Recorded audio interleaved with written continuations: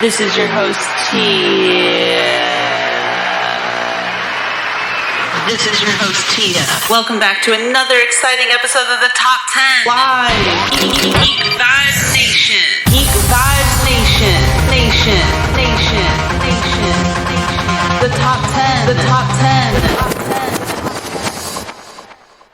10. Hello, everyone. Good morning, and welcome back to another awesome episode of the Top 10 by Geek Vibes Nation. I'm your host, Tia, and we finally have Brittany back with us today. Hello, Brittany. Hello. I love when Tia's like, when I'm not there that one day, and she's like, she's been gone for 84 years. You're having like a Titanic moment. That was joking. That's honestly what it felt like. Not that Joanne wasn't a great substitute, but it feels like forever since we have done this. I know. I'm like glad to be back doing it. I was just like, man, I was like, it feels like forever. It really does, and it's so weird when it's just like one podcast. Well, I mean, it's been 2 weeks, so, but it's great to have you back. It's not, you weren't doing anything particularly important last weekend. Rude.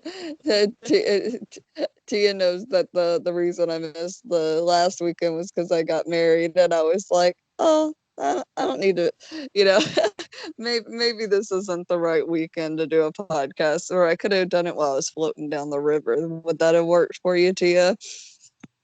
I mean, there was another alternative, but we won't get to that on air. The audience doesn't need to hear any of that. No. But Joanne and I forget what we did last week. Oh, we did the top 10 directors, and that was a great show. So this week it is Father's Day today, so happy Father's Day to all of the dads out there, dads, grandpas, uncles, father figures, and all that jazz. Just happy Father's Day. I know later on I will be going to my parents' house to celebrate Father's Day with my dad and my grandfather. So I don't know what you're doing, Brittany. Are you going to see your dad today? Yeah, I'm not sure exactly what they have planned for the day, because normally they're running around so much on the weekends, but I'm going to try to catch him. Definitely going to try to catch Dad. See, any holiday, my mom always has like a big to-do at her house, does like food and everything. She texted me yesterday saying, oh, make sure you bring your appetite because there's going to be a lot of food. And I'm like, all right, well, sounds good to me. I will never forget, like, so Tia knows, like, I love eating, but I have a problem eating a large quantity. And the one time not the one time, it was one time I came over, and you're like, Brittany, beware, you don't have to eat everything. It's okay. And I was like, no, it's fine. And I put like a pretty good dent in my plate, and I was like, oh man, I'm so full. I'm so full, but I didn't want to insult your mom, but I was like, I'm so full. And then, like, she came over and put more on the plate, and the look I gave you and the look you gave me, and you just went, Brittany, it's okay, I swear. I was like, I don't want to wait. That's just how it is coming from an Italian American family based out of New York. We just eat a lot. This is going to be, we didn't get to do something like this for Mother's Day because, it was like right in the smack, middle of the pandemic, and my grandparents didn't necessarily feel safe to kind of be around people. So we didn't really do anything for Mother's Day. So now that, like, I guess we're quote unquote flattening the curve, we'll be getting together for Father's Day. So we'll be doing that after the podcast. Oh, nice. I miss getting to see your family. We missed you too here. Again, it's not like you have anything particularly important going on in October. No. I hate you. Brittany's like, I woke up for this. So Brittany died yesterday. I was like talking to her, and then suddenly it was like radio silence, and I was like, okay, hopefully she'll wake up tomorrow for the show. It's always like a a mystery. Will Brittany wake up in time for the top I, 10? I sat there and like I was like I died so hard that I woke up and I rolled over and looked at Aaron and said, "Oh my god, what time is it?" And I woke up and he was like, I think he said it's like 8 o'clock, and I went, "Oh, thank God!" And then I promptly rolled up and went back to bed without setting an alarm. But I woke up I, on time. It was cool. I was trying to do the show a little earlier in case, like, like to free up plans more in the day. But Brittany will always be there for the 10 o'clock show. But as I said, today is Father's Day, and we are doing so. This is such like casted like such a wide net. It is the top 10 best and worst dads in TV and film. I just didn't want to like restrict us or anything. We've done like top 10, I think worst dads entirely, top 10 maybe best or something. I felt like it would be interesting to do like 5 and 5. So say like 10 through 6 will be the worst, and then 5 through 1 will be the best. So, we'll start off with the worst and we'll end on a good note. Okay, I can do that. I can do that. Well, I hope so. No. I love you, Brittany. I'm giving you so much shit. It's just because, like, as I said, I missed you last week. Tia has a weird way of showing how much she loves / misses someone. Yeah, no, exactly. I mean, I am an only child, so I guess like that sort of behavior comes out. I love it. I love it. I'm I will. excited for the worst dads more than anything. I'm like, Me oh, there's so many. too. Dads don't have a good role and shit. Have you realized that they'll normally make the mom like very angelic and soft, or died when they were young, and then the dad's like the dick? I was just gonna say that it's like either the mother is like the Virgin Mary or she's dead. Like they killed her off like at a young age. It's like one or the other. There is no in between. Jesus Christ. I have to say before we go any further into the podcast, I'm going to say this on air because it's been a while since we've talked. I know 1 week, but that's like 2 weeks. Brittany needs to watch the John Wick trilogy. I have been obsessed lately, and I want to say this on air that I'm holding you accountable. So if anyone is listening to this podcast who is a fan of Brittany's Twitch streaming career, make sure on her streams that you comment and tell her she needs to watch the John Wick movies. And it's so funny because people always bring up about John Wick because Tomb Raider, right? The wolves can attack you, and I killed one, and I was like, oh, I feel so bad, puppy. And they're like, if this was John Wick, you'd already be dead. Everyone talks about like, oh, they killed John's dog, and it's like before you see the movies, it's like such an abstract concept, and then when you watch the movie, you're like, oh my god, what a dick! Like you get so mad and so upset, and I was like, I don't like this, I don't want to see this, so yeah. But go ahead, sorry. That meme where it goes Omiwa Shinduru, where it's like, I don't know if I have that quite right, but it's from an anime, right? An old one where this guy goes, you're already dead. And like, but that's just wraps John Wick up. Like that whole sentence, like you're already dead, because it showed the guy would like, he'd be like, you're already dead. And the guy would be like look at him weird, and then suddenly his whole body would be destroyed or like murderized, and I'm like, you know what, that's John Wick. No, it totally is. Like, I know this is so off topic, but really quick, that's like pretty much the premise of the first fucking movie. Like, the guy kills John Wick's dog. The father of the kid is this big Russian mobster who like John Wick used to be employed by. And as soon as he finds out, he pretty much tells his son there's nothing that you could do. The son's like, oh, I'll finish what I started, but and the father's like, all you could do is just accept that John Wick will find you. And like pretty much tells him like, get out of fate. Like pretty much says like, your fate has already been sealed. There is nothing anyone can do for you. You're going to die. How awful would that be to hear that from your father? I know. Talk about talk about one of the worst fathers, right?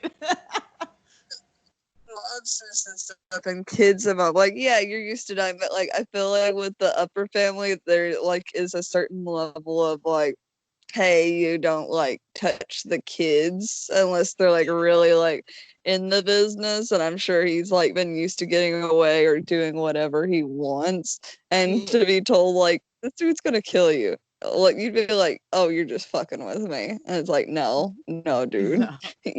You already did.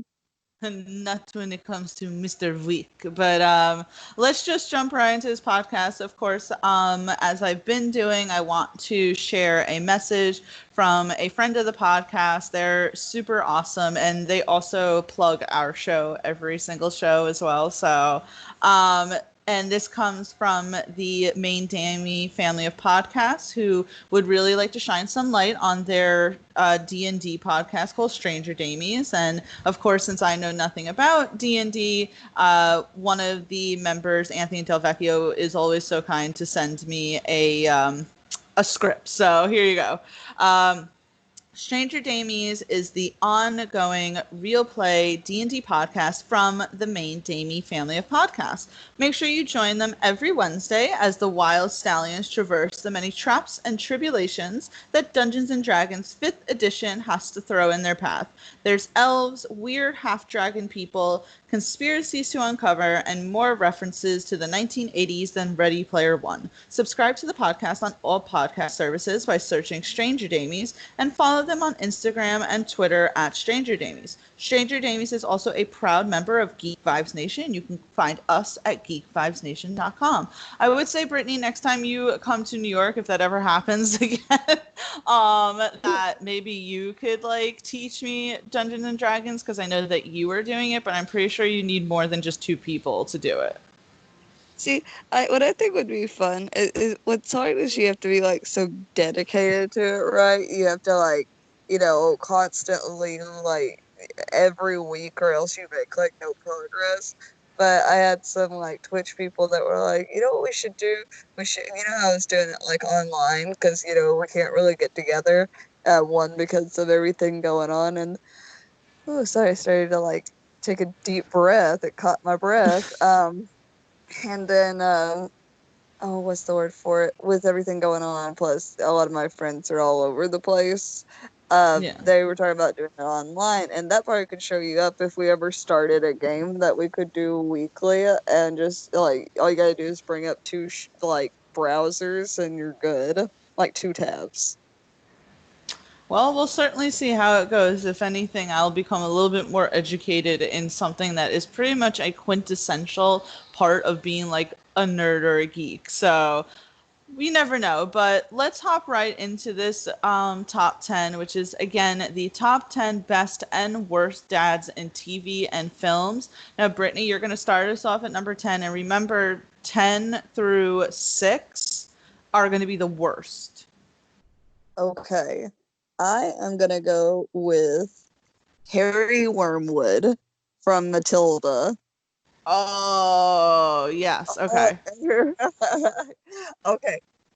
First off, can we talk about Matilda's beginning?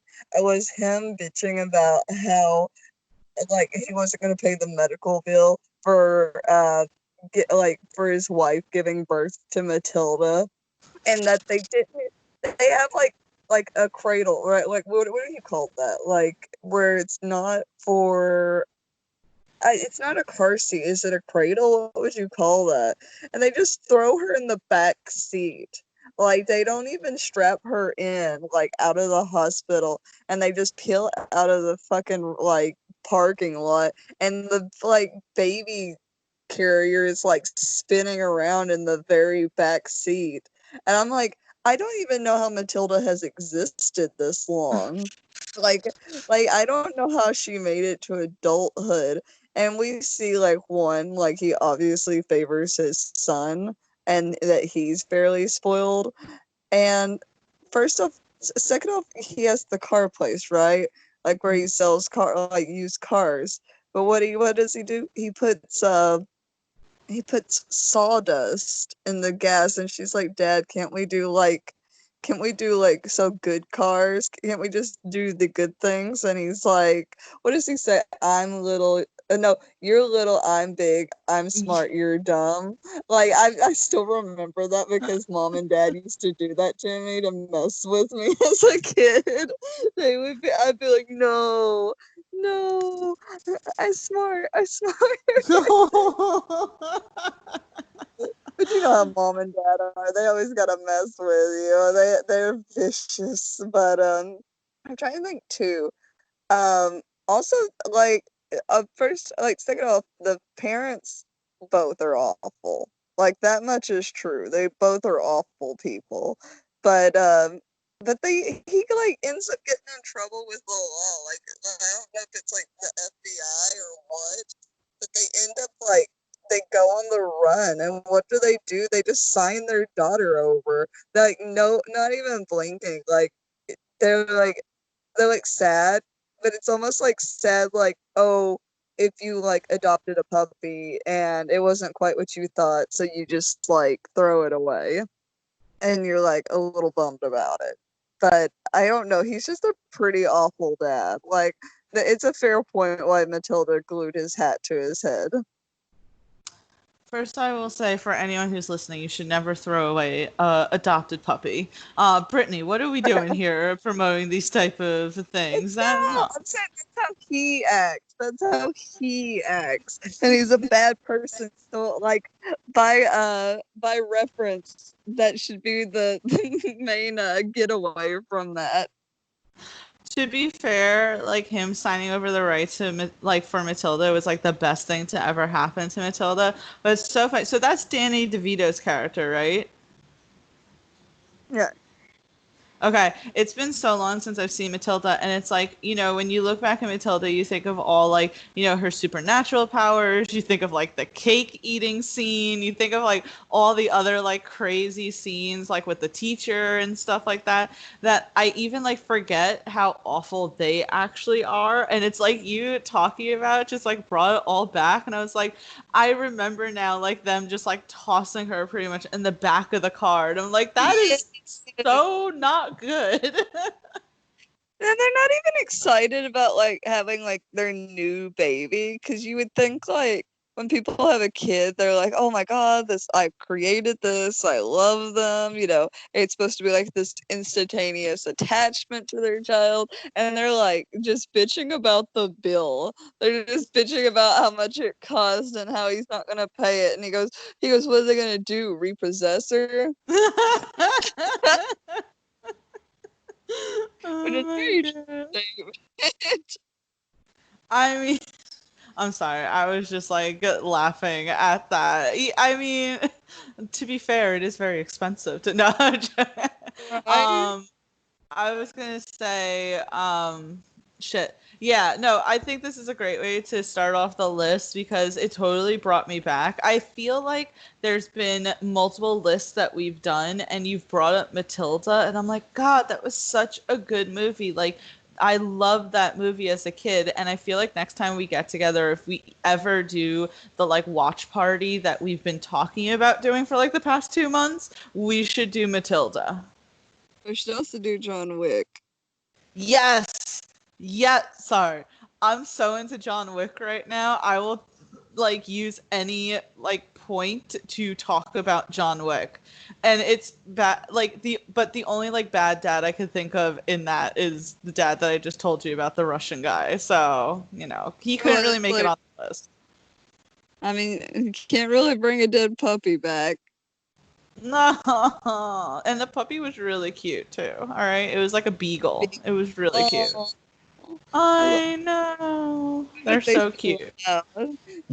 They go oh a lot. I know. Cindy's dog is like a beagle lab, like chocolate lab mix such a beautiful dog. But yeah, Harry Wormwood from Matilda, great way to start this list off. I'm going to hit the next one, and I'm going to do. Okay, they're pretty much like I have two people, and they're pretty much the same people, but I'm going to wait to see if I'm going to use the other person. Okay. I This is gonna be a big one. I'm like coming out with the big guns right now. All right, Brittany, are you ready for Okay. this? Okay. Oh my god, I don't know. I'm gonna put Odin from the Marvel movies. Is definitely Yes. is Oh, come out swinging. I know. I was like, I'm coming out swinging in this one.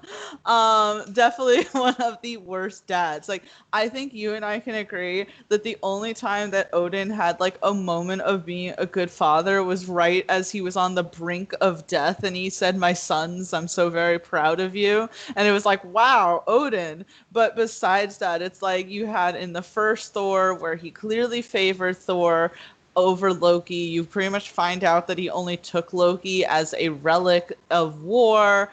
And then he banishes Thor. He freaking, when Loki is on the edge of like, I'm sorry.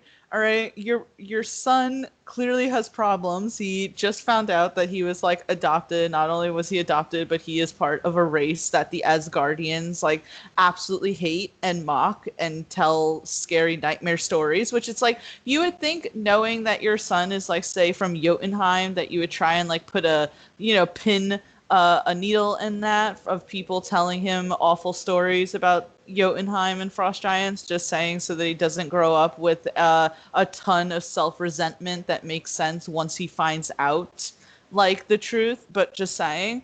um but he lets him go. Like like I'm sorry, okay. Loki's sitting there going, "I did it for you, father, for all of us." You could have just been like, "Yes, Loki, okay, now let's get off of the bridge and get off the bridge, and then you go, you mother effer, fuck you, you know?" But no, he goes, "No, Loki," and then Loki like drops. Like Loki could have died. No one knew that he was gonna live.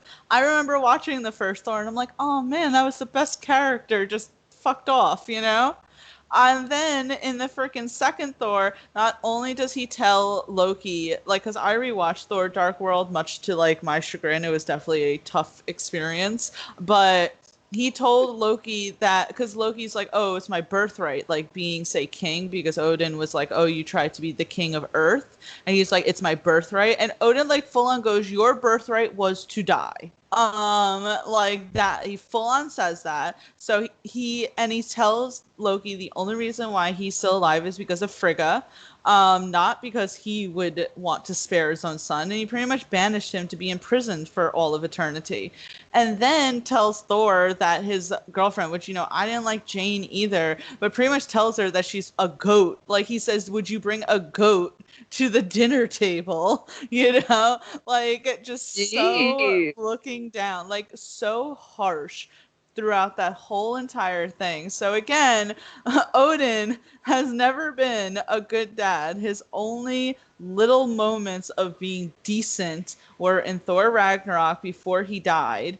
And clearly he also had these problems with Hela. And that's not saying like Hela definitely was hella crazy. Hell was Um, hella evil. hella evil, but like Odin shaped that, and Hela even says, he was right alongside me, conquering all of these planets, drawing bloodshed, and then suddenly it became too much for him. Suddenly he wanted to promote peace, and because I was still doing my job, then I have to get banished. So it's like Odin was the one who got to decide when they stopped being like that. um and like, all right, you could have at least then even told your sons that they had like a freaking sister that upon his death will be released, and they're gonna have to fight her, and she's super fucking strong. So yeah, Odin is definitely on the list of worst fathers. And of course it's because Sir Anthony Hopkins is such an amazing actor that we even can feel this vehemently about him. I think it's like Too, you know what I thought was kind of funny is, you know how like everybody, like not everybody, but like a lot of people joke like to their parent when they're doing something like messed up or like jokingly, and they're like, "Oh, I can't wait to put you in the nursing home." That's how Yeah. I feel. Like I was like Loki, That like Loki did? that. He literally does that, and I thought it was so funny. But like, and at first I felt I'm bad sorry. for. I didn't even put that together where it's like, I can't wait to put it. It's like he literally did. He did the most like human, earthly thing that people do and put him in a fucking nursing home. I was like, geez. And at first I felt bad for Odin. Like, what's funny is, like, by the time that had came out, right, I felt so bad for Odin. And I was like, oh, they put him in a nursing home, and oh, he's passing away, and oh. But, there was somewhere else that you brought up how bad Odin was, and I was like, God, he's the worst. He literally, like, he was bad all the way up until that point, but it was like because he was dying, they had to give him a redemption. Well, it's because Taika Waititi made everything better in Thor Ragnarok, and he's like, you know what? Instead of having Odin as a raging dick all the time, maybe I should actually do like some sort of therapeutic relationship between a father and the sons. Because while Thor kind of like doesn't seem to be very phased by it, that's something that has really impacted Loki clearly throughout his life. So it's like maybe I should like make things good before he dies. And Odin was the one in Thor Ragnarok that like gave Thor the inspiration and the motivation to continue on to fight against Hela. But I still maintain that he's one of the worst fathers because of how he behaved in Thor 1 and 2. Yeah. No, I agree, definitely. I just always wonder with characters like this is, are they a dick because they're a dick, or because they think that they have to act a certain way or make an example out of someone? Like with Loki, it's like, he did kind of do all this bad shit, even if it was that he created it. And it's like, but, I'm like, is he redeemable? Is he redeemable in that fact, or is he just being the king? But then again, he the kind of like the, what would you call it, the prejudice against like humans, like, and how inferior he finds them, which is so funny because you don't see any of the normal Asgardians having like crazy powers and shit. So I'm kind of like always curious by that. I'm like, they're not much different than human. That is very true because I feel like in Thor, not so much I think Thor 1, but like Thor 2, I mean, they had like the maidens and they had like other people. Like, it seemed to be a very human like society where you had people obviously like Thor and his, royal family, and you had Heimdall and Sif and all that, and they were quite strong. But well, first of all, the Warriors 3 was easily freaking defeated. And they had all of the civilians. And even in, remember, Avengers Infinity War, the SOS signal that they let out at the beginning of the movie, they say this is a civilian ship. We're not soldiers. So it's like they clearly have people who are quote unquote like weaker than other Asgardians, but yet Odin's like, no, but even they are superior to the Midgardians. Man, those bitches. Those bitches. But yeah, so Odin's definitely my number 9. Brittany, what's your number 8?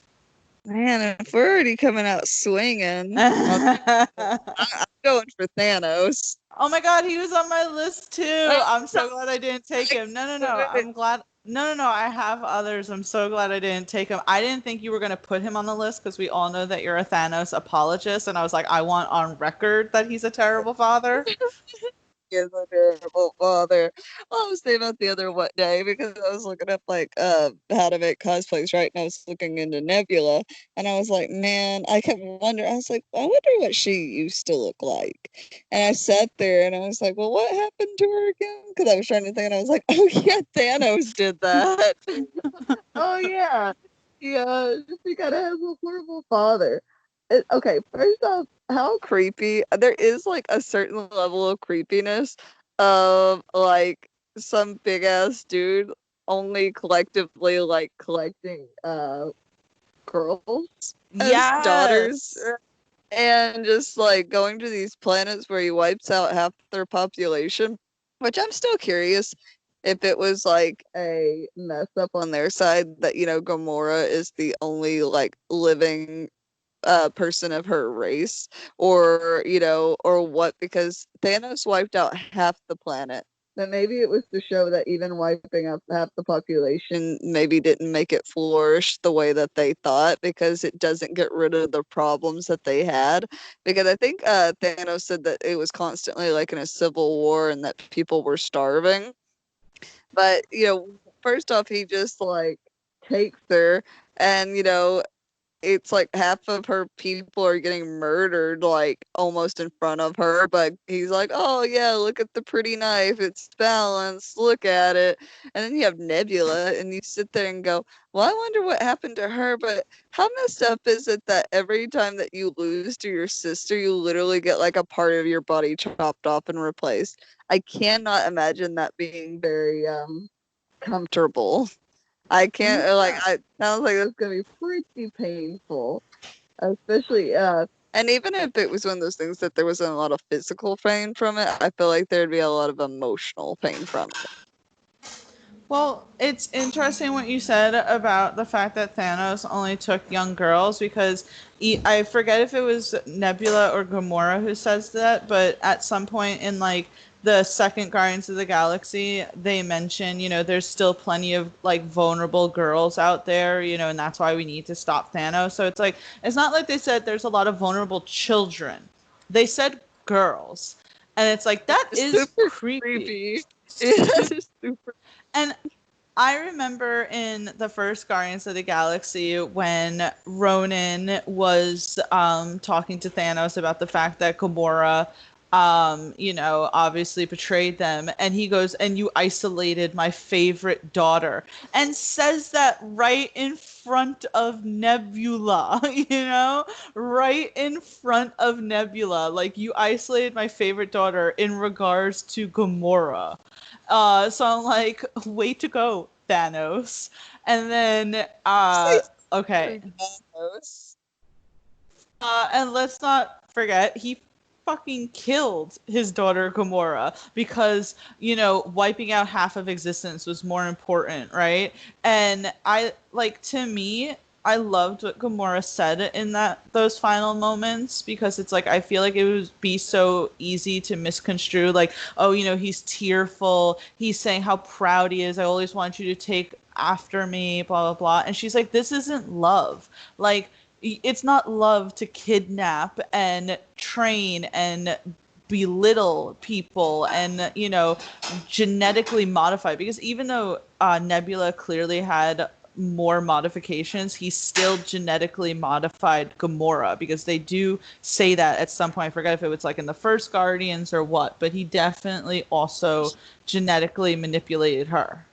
And she looks like she has like little oh, almost cybernetic things like near that one eye. You know what I Yeah. mean? Yeah, that I'm like, man, could you imagine being a kid and being like, oh, my whole family's dead. Oh, I'm taken in by this guy that's basically saying he's my dad now. Okay. Oh, now I'm being trained to be a murderous bitch, and now I'm being genetically modified. I'd be like, you know what? Never mind. I want to put him as number one best dad. He constantly pinned, by the way, Nebula and Gamora against each other. The fact that he full on made them fight against each other when they were supposed to be siblings.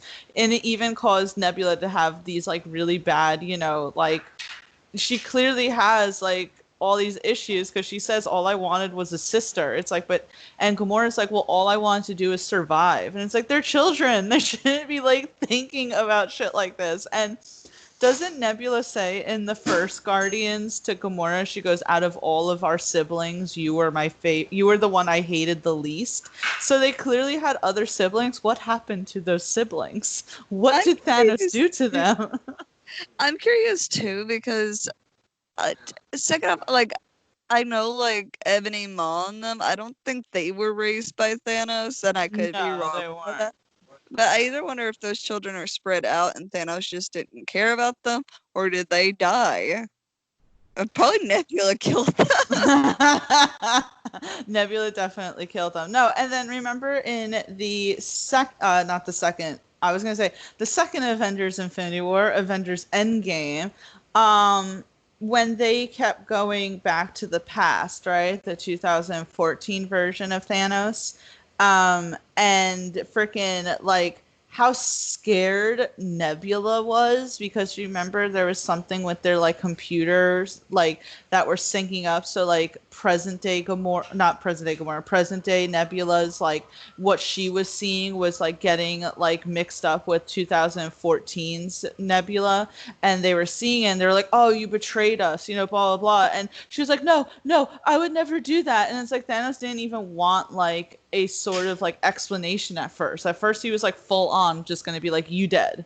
And like, you know, Gamora had to be like, no, like this clearly has to be a mistake or something. Yeah, and it's like it's obvious that Gamora did love her. Like, you know, she did feel so bad, but it was such like survival mode. It was a survival mode, and there's one line in the second Guardians of the Galaxy which I feel is overlooked, and I feel like it was important for Nebula to hear because there's at some point where in the second Guardians where, you know, Drax and Gamora and Mantis are all fighting and they're fighting about, you know, like having to save Peter Quill because Peter doesn't know that his father Ego is like a megalomaniac. You know, he would also be really good on this list of worst dads. But freaking, you know, Nebula goes, you're not friends, because they say like, oh, that's my friend, you know, and Nebula's like, all you do is fight, all you do is bicker, you're not friends. And Drax goes, no, we're not, we're family, to pretty much let like Nebula know like, you know, yeah, like you and Gamora fight all the time, that doesn't make you any less of family. And I think like after that kind of helped like mend the relationship between Nebula and Gamora. Man, I just want like I wouldn't even mind like I as scary and messed up as it would be that I would like a prequel like Gamora story of like her being trained and like the like things she's had to put up with, and maybe what came up to her actually finding the map, remember, for the Soul Stone, and how she said that, you know, she destroyed it but she memorized it, you know, like that Nebula memorized it. Was it Oh Nebula or yeah. Gamora? Well, Gamora knew where it was, even though she destroyed it, but it was in Nebula's like memory bank because they showed the footage of Gamora, which is really terrible. Like Nebula just constantly has a recording device always, and Gamora to be like, and in that recording, Gamora was like, you know, I know where it is, but I destroyed the map. So, and that's why Gamora says to Peter Quill, if Thanos gets me, you have to kill me because I'm the only one who knows where it is. Which is so depressing.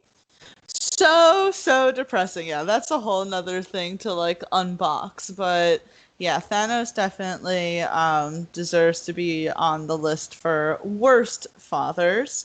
I'm going to take the next one, and this is my last in the worst category. So again, I'm going to go out swinging, and I'm going to put Darth Vader as one of the. I have Paulie in the kitchen literally eating toast and shaking his head at me of this, but that needs to be a meme, just like eating toast and judging. But yeah, so definitely it's going to be Darth Vader because all right, he is first, like when you talk about movie villains, right? Iconic movie villains, especially in say like the nerd genre throughout film history, Darth Vader is always like up there. It's like he's the quintessential like bad looming dark figure, right?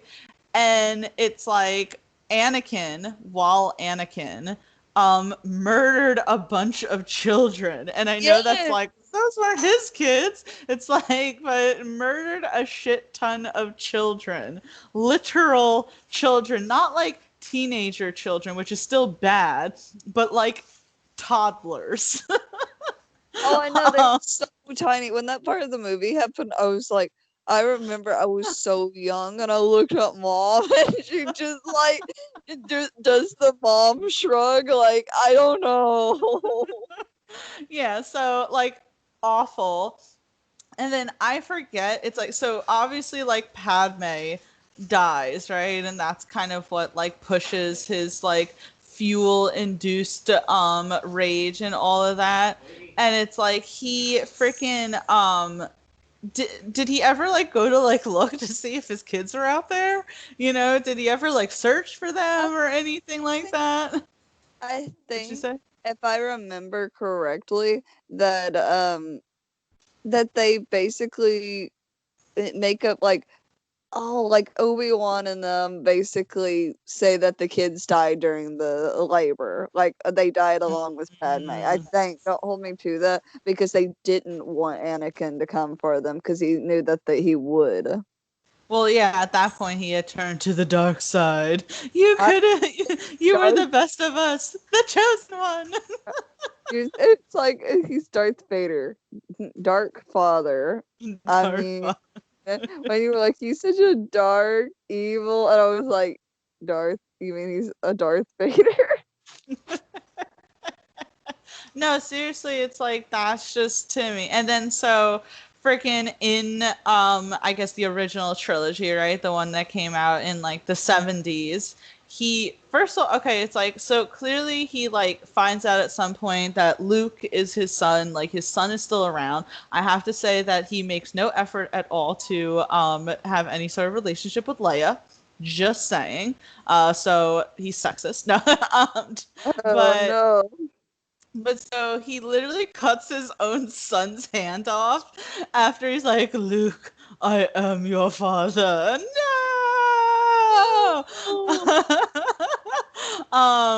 You know, and he doesn't he say like, oh, I can train you, come to the dark side. And it's just like, I don't know. He like Darth Vader is essentially like the incarnation of evil, even though I will say he does have a slight redemption arc, right? At the end, he admits his ways were bad and that he wishes that it wouldn't have been like that or anything, and that he sees now the light and the kindness, which makes sense when you look back at like the prequel trilogy of Anakin. Like Anakin wasn't all bad, you know, he was a good kid and he had good intentions. So it's not like he was 100% evil all the time. It's just that now that he was like deformed in Darth Vader, it's obviously different. But um whatchamacalls it, which I have to say really quick, I know this has nothing to do with anything, but it always pissed me off, Brittany, in the recent trilogy that you have Kylo Ren, who's so hell bent on quote unquote avenging his grandfather and continuing the legacy that his grandfather put in place, when it's like your grandfather even admitted at the end of his life that that wasn't something that he should have, you know, done, right? Yeah. But that just always bothered me. I But think what do you think I think about that go they ahead, sorry. twisted it though. I think like the dark side had like twisted that story.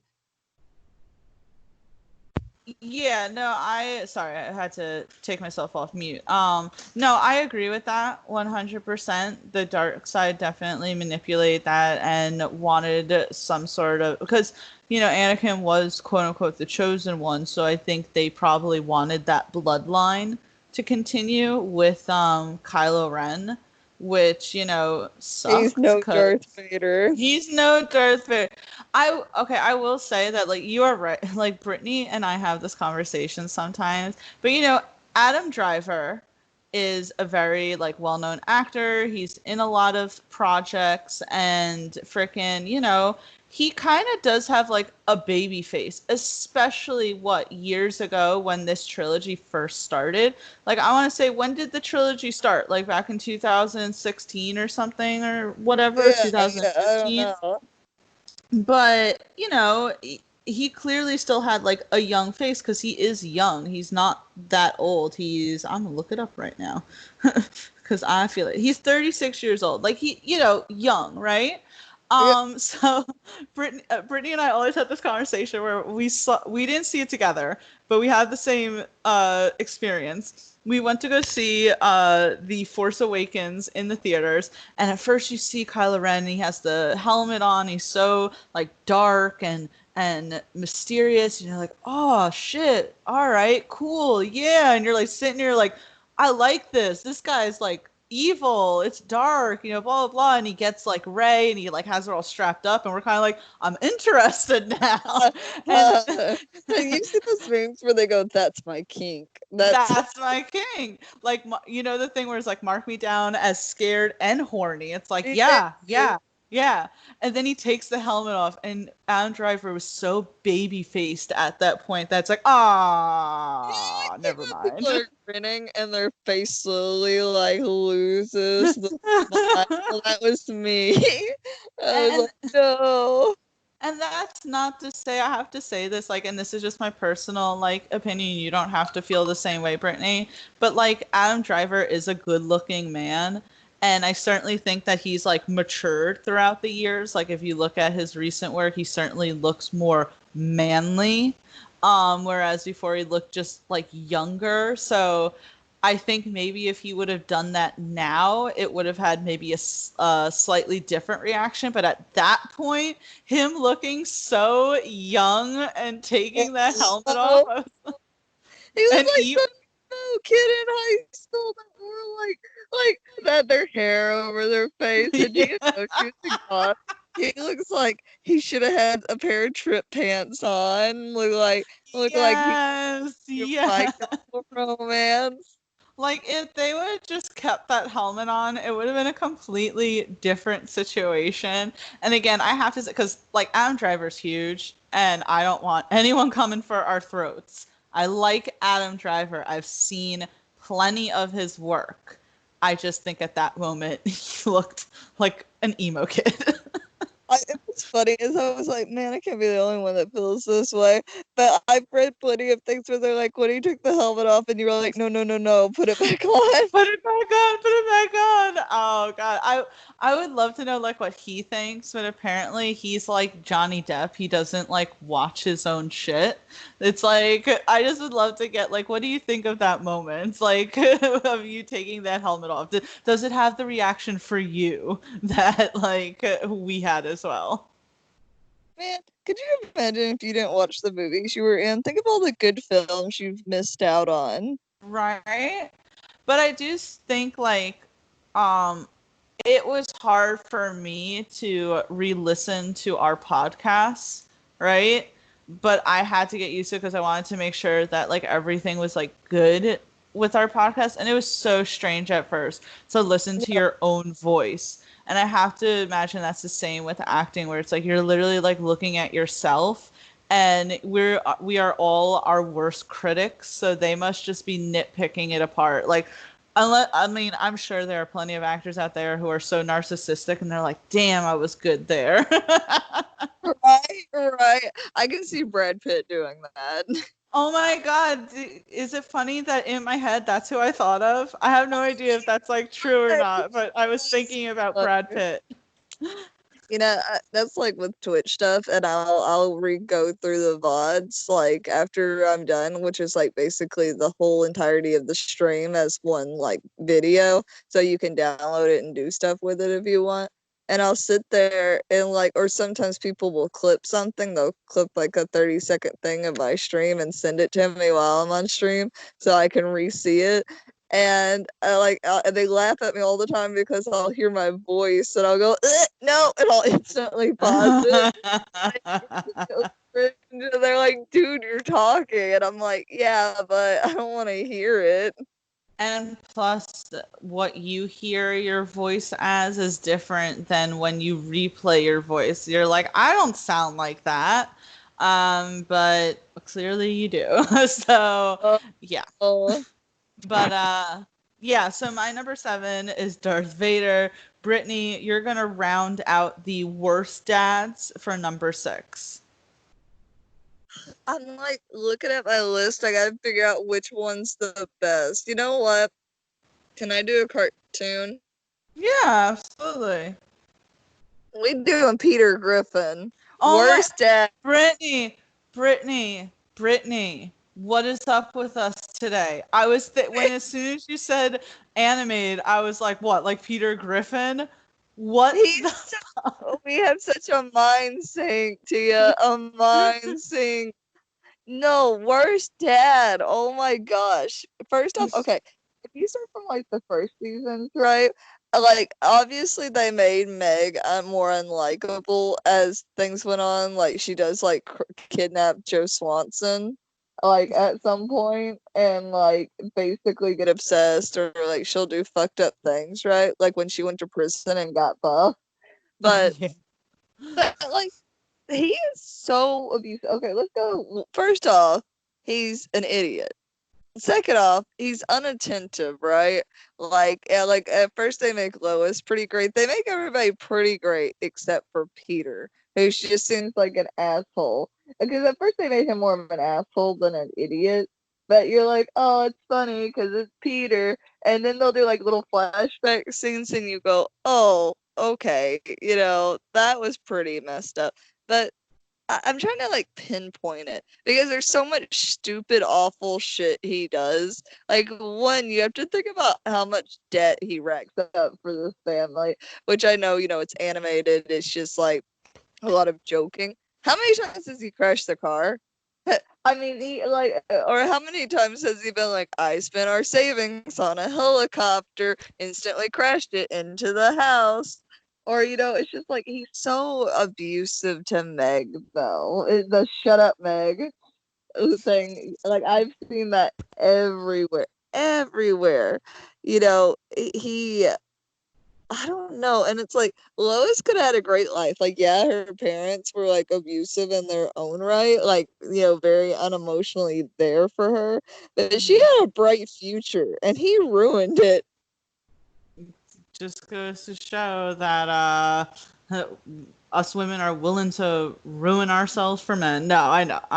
I don't want anyone listening going, wow, Tia, that was so like blah blah blah. No, I was saying it in jest, but I feel like that relationship kind of even touches upon that stereotype, right? Like, oh, Yeah. look, there was this like, young woman who had such a promising career and a promising future and then decided to, throw it all away for this guy because it was exciting and it was like, he was so different than what she was used to. And now it's like, now you're, in this life. Like, I forget, what does Peter even do? Like, I forget what his, like, brewery.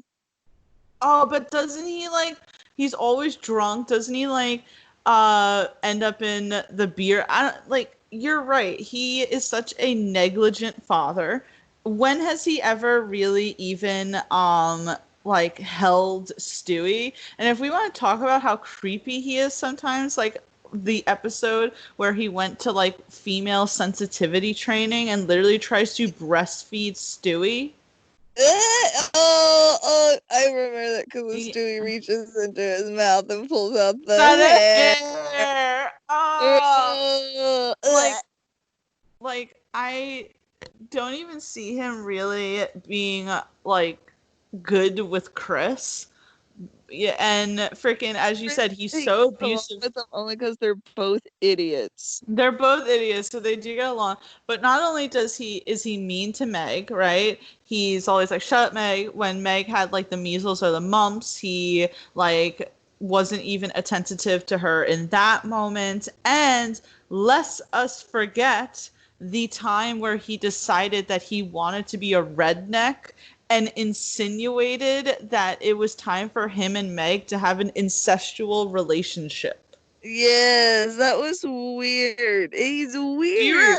Do you remember that episode? Like, I will never forget. He like put a fucking like a couch. He put it like couch on the lawn and like sat and he's like, Meg, I'm a redneck now. He's like, so you know what that means? And she like runs away screaming. He's like, no, Meg, I meant sex. And I'm like, oh my god.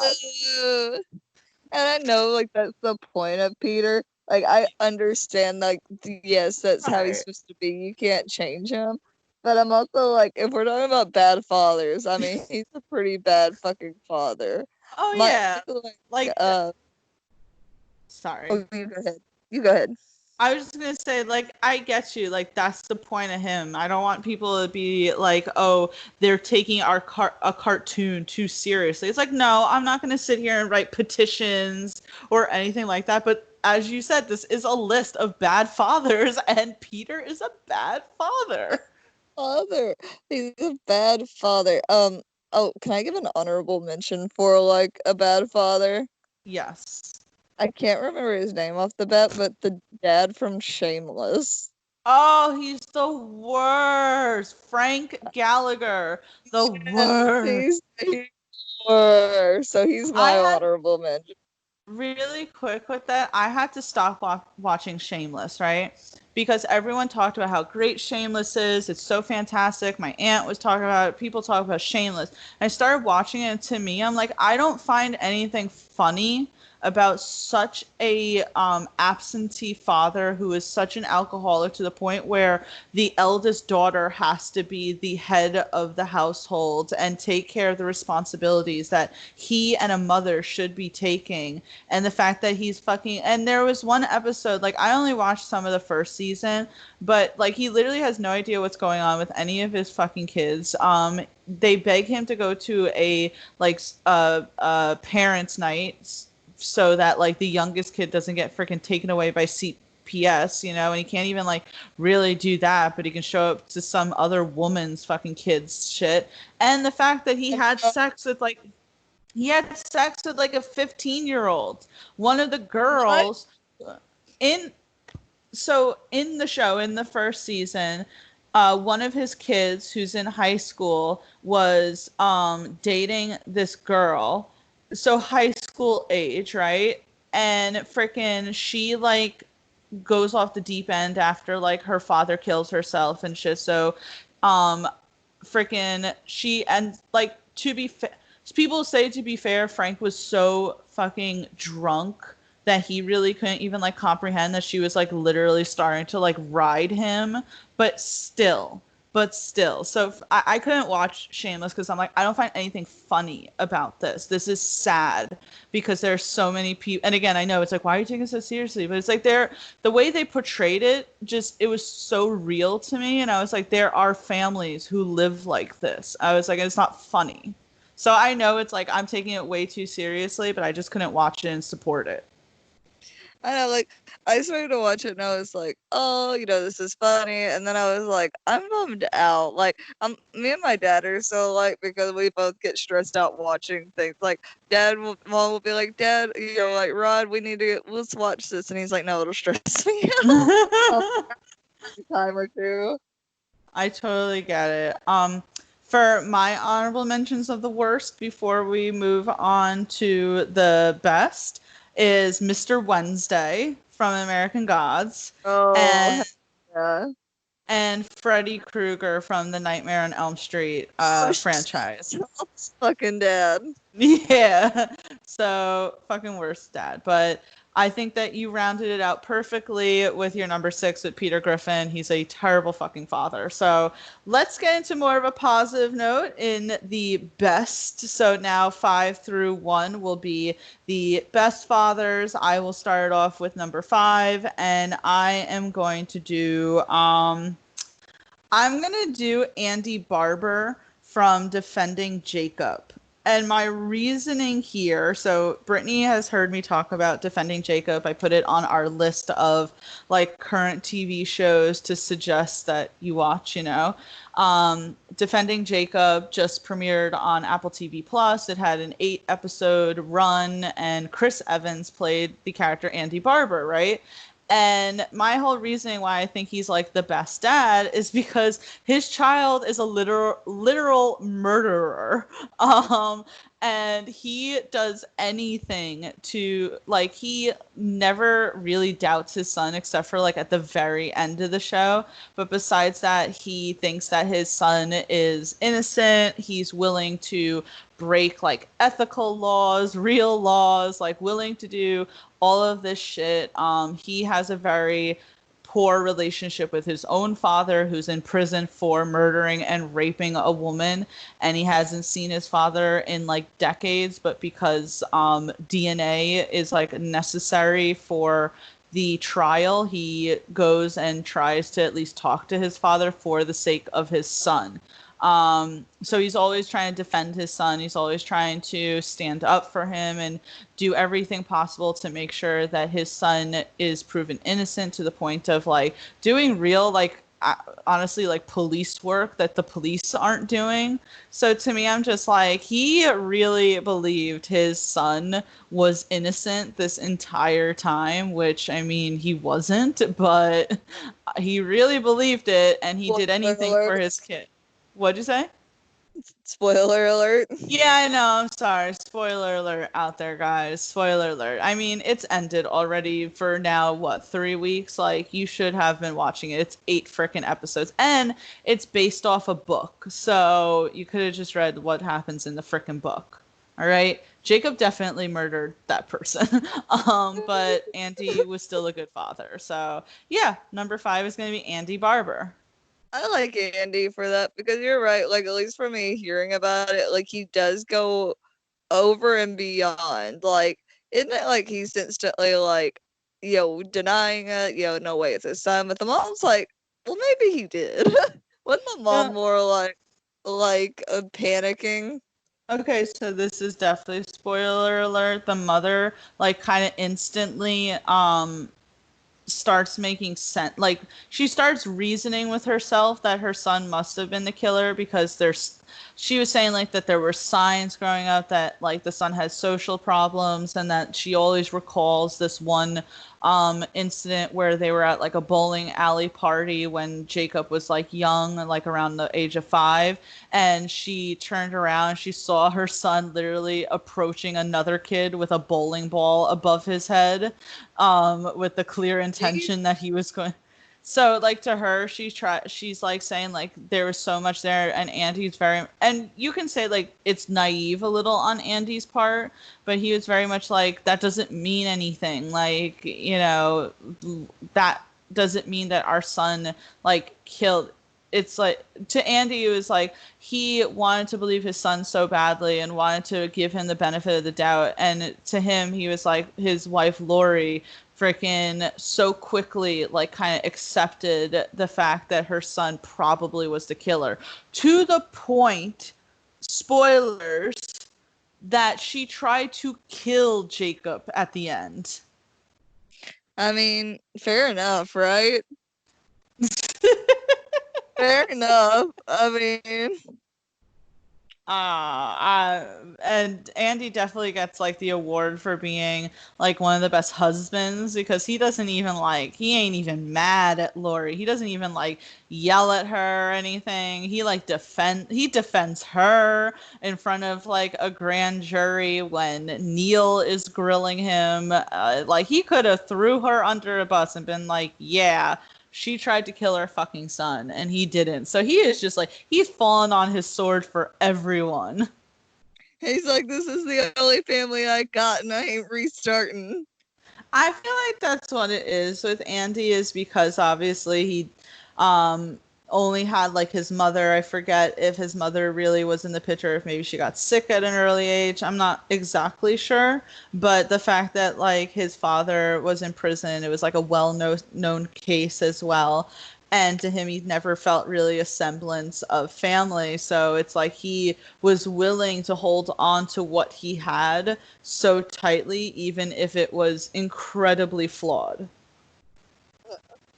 I gotta think, what would you do in that situation? Because I would instantly be in denial, because I'd be like, no way a child I raised, that I tried to raise correctly, would just murder someone. But that's like a nature versus nurture type thing. Yeah, like, I mean, I saw it from both ends. I saw Andy, as you said, being just a father, wanting to believe his son and wanting to, and especially since his father was in the justice system. So I think that he was kind of upset that people were so willing to immediately go after Jacob without really having any other leads. They were like, he pretty much was like, why aren't you even exploring other people? But I could also see it with Lori, because it's like you don't want to be so like blind to it. And I think Lori also felt really bad because it's like the person who Jacob killed was another kid. So it's like here was another set of parents who will never have their child back. And I think Lori wanted to put herself in the shoes of how that would feel being that mother, you know? And it's like I think she wanted to be like, you know, if my son killed this kid, like I have to take responsibility for it. We have to take responsibility for it. Well, now I'm bummed out. Thanks, Tia.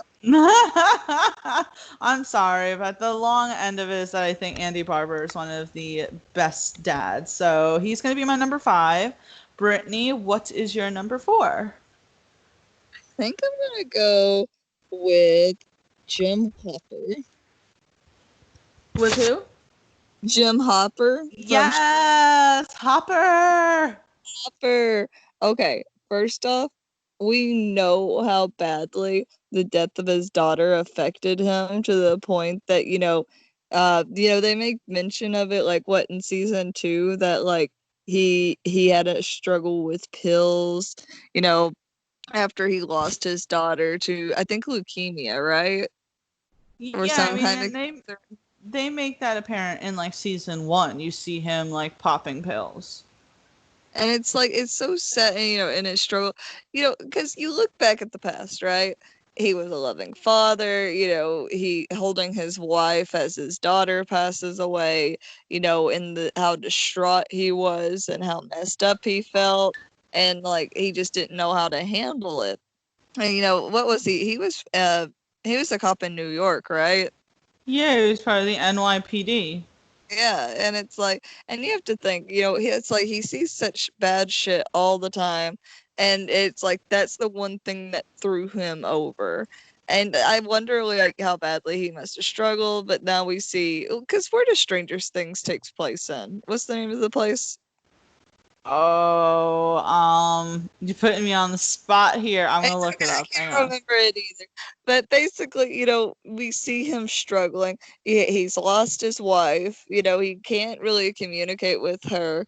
And, honestly, what I think is nice is that he went from not wanting anything to do with anything to he had to find the missing boy. He had, it became apparent that he was kind of pulling out. It's almost like he had to have meaning in his life again, right? Because Yeah. he did kind of go to a place where he could show up late. And, what does he explain to? Oh, I'm forgetting names. He's like, basically like, no, nothing bad happened. Nothing ever bad happens here. And that's kind of Yeah. like, and now all the bad shit is happening. But his thing with 11 is so sweet, and like it's almost like he's finally getting to have that like healing process, and like you see how protective he is and how maybe he would have been with his own daughter if she hadn't passed away. But it's like he goes over and beyond for her, like, and it's like he did go out of his way to try to find her in the forest when nobody else could find her. He took her in the Eggos, and it just how careful he is to just try to be a good fatherly figure to her, even if he doesn't want her dating. And I was like, I don't know, Jim is just such like a good dad, even maybe if he's a little overbearing at times. But you have to suspect that, like, after losing his daughter, that maybe his second daughter, he's kind of like he's going full papa mode, because I don't know what he would do if he lost her. Um, Really quick, Stranger Things takes place in the fictional town of Hawkins, Indiana. And yeah, so I love Stranger Things. I thought season 3 was great.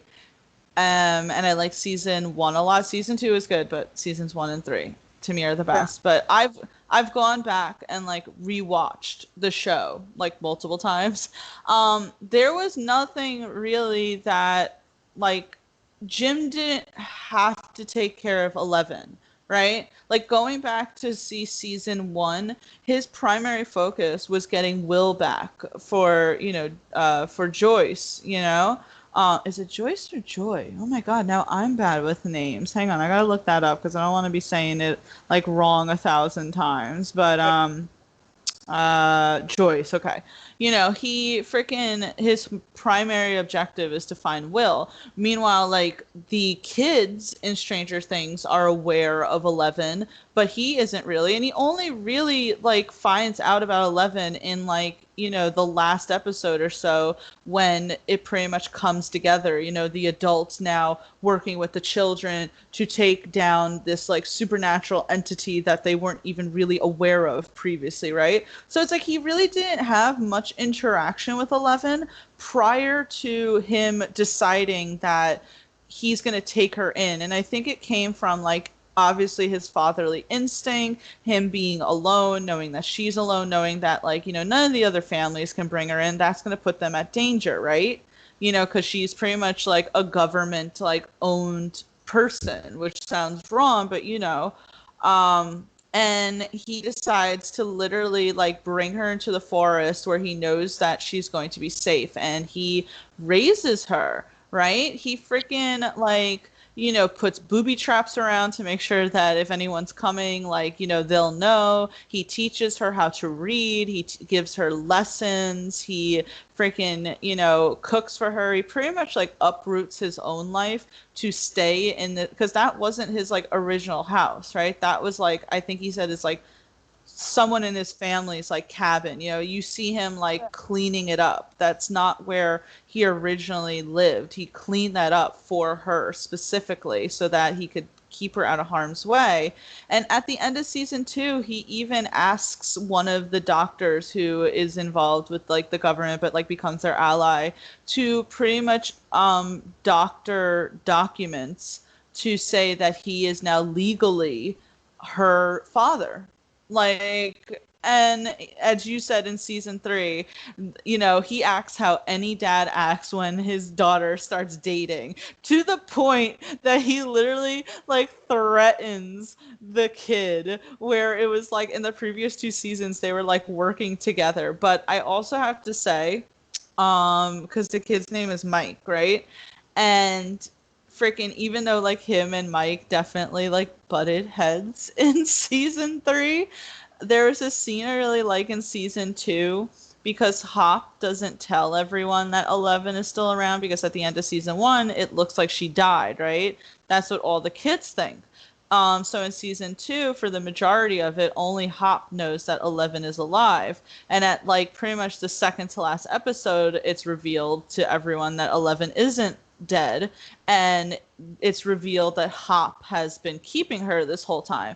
Mike gets pissed because they had that special connection, and he's just so upset, and Hop knows that like he needs to just get out, and he literally just hugs, like, you know, those scenes where like they're so emotional, like beating on the chest, and he just like hugs Mike and shit. And it's like he was just such a good dad to like everyone. Like him and Joyce, what they needed to do was just adopt all of the children. Right.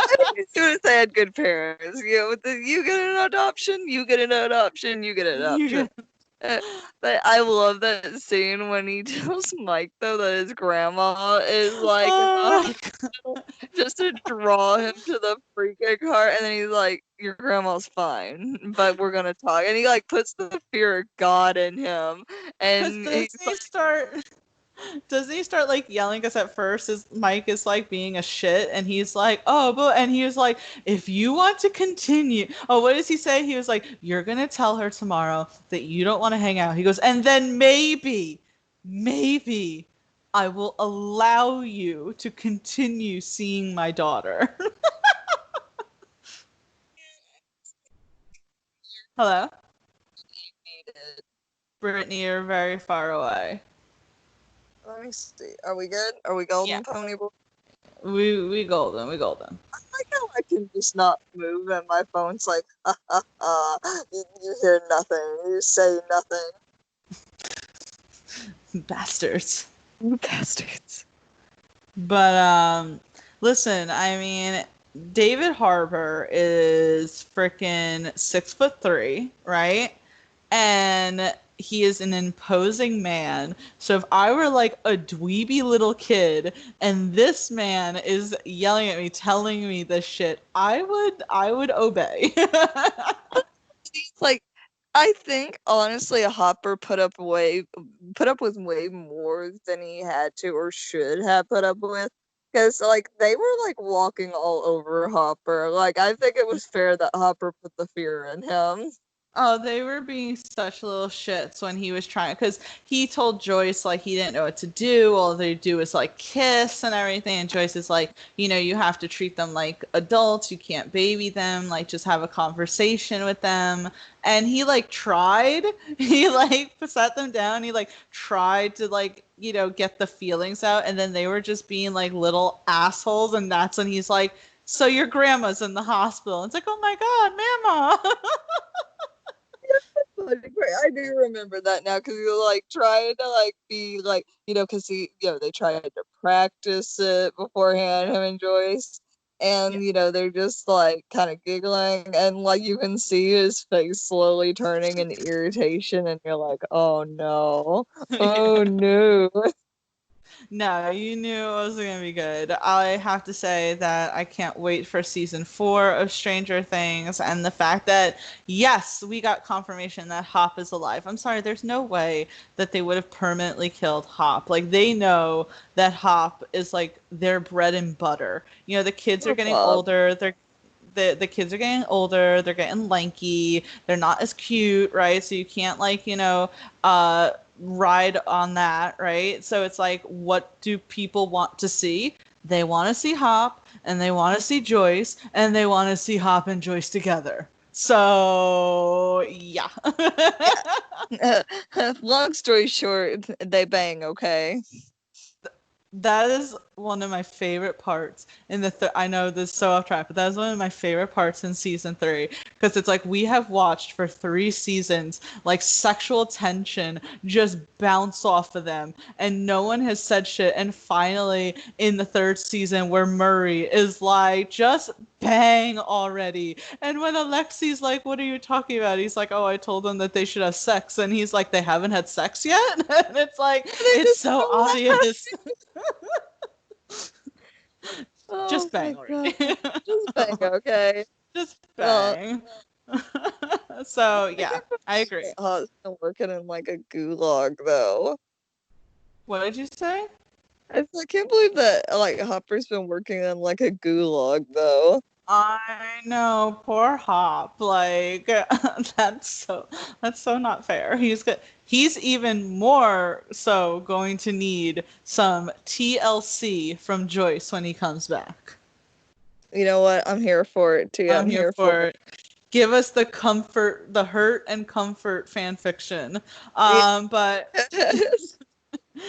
I will go to number 3, and I am going to pick Yondu, because if there's one thing that to me is so great about like parents, whether it's moms or dads, it's not that blood makes them, a good parental figure, right?